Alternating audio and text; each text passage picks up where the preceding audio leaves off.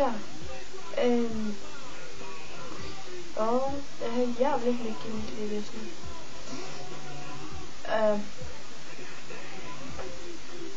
Jag har tagit slut med min pojkvän, Tim. Inte kul.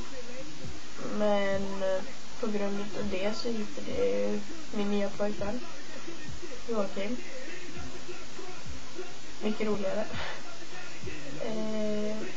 Jag tycker om honom skitmycket och snart är vi tillsammans i en månad. Vi har inte haft så många visningar på huset. För det är en kärring som har ringt och bokat tid hela tiden, men får tydligen avbokat varenda gång. Ja, jag tycker det är bra, men alltså ändå liksom dålig stil. Nästan klar med julklappshandlingen.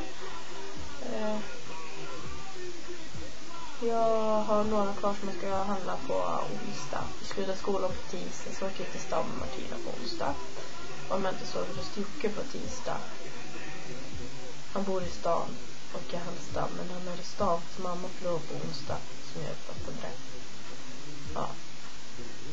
Jo, men det var inte så mycket mer. Alltså, det är så jävla mycket just nu. Så igår så var jag skitledsen. Det var luggafton här. Det var kul till en början.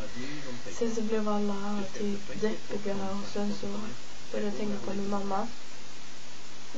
Och då blev det allt jävligt.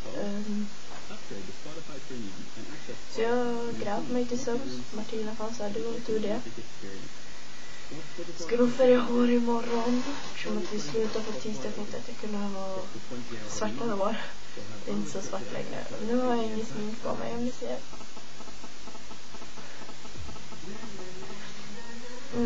Och min utväxt är jävligt stor.